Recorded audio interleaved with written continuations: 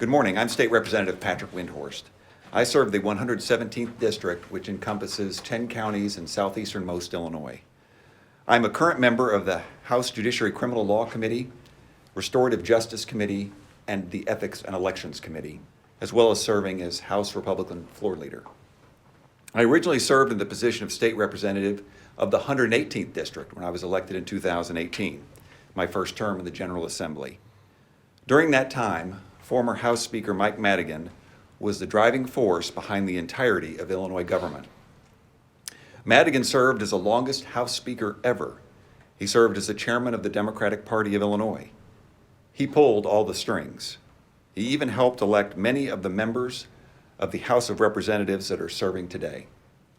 Some of the folks on the other side of the aisle serving in the General Assembly voted for former Speaker Madigan to serve as House Speaker on multiple occasions.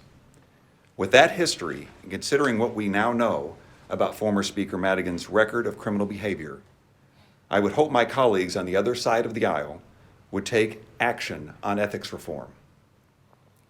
This is committee deadline week, and we haven't seen any meaningful ethics reform move through the General Assembly this week. We've introduced multiple bills on the Republican side. We've proposed multiple packages of ethics reforms. And while we've waited for action on the other side, we've been disappointed time after time.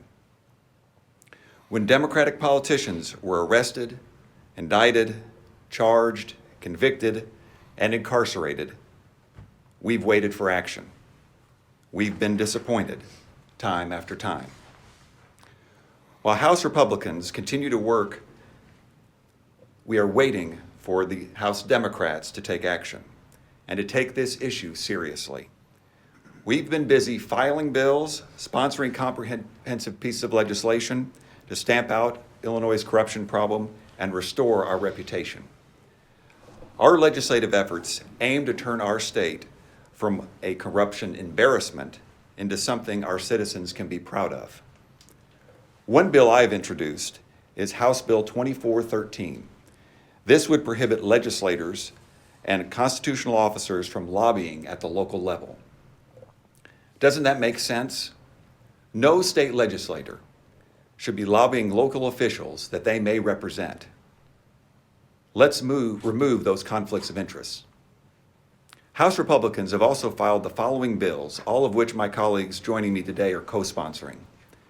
We have House Bill 1382, which was sponsored by Leader Spain, which puts teeth into the Legislative Inspector General's office to issue subpoenas without first seeking approval from the people that office may be investigating.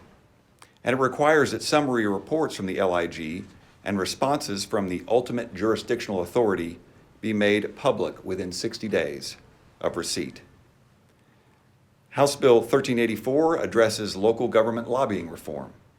House Bill 1385 closes a loophole that exists in our current law involving the revolving door policy that currently allows a legislator to be a member of this body one day and a lobbyist the next.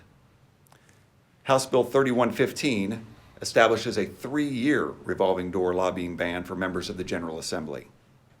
House Bill 3121 expands the definition of representation case and calls for recusal reform when legislators are dealing with issues in state government. House Bill 1554, which is a priority of House Republican leader Tony McCombie, bans public officials from using campaign funds for their legal defense.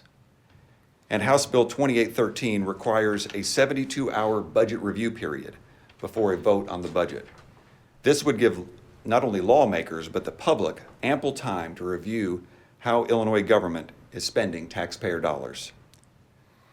Unfortunately, Illinois is known as a state for public corruption. It is a clear problem, and it's a problem that we must fix, not by half measures, but by passing some of the strongest ethics reforms in the country.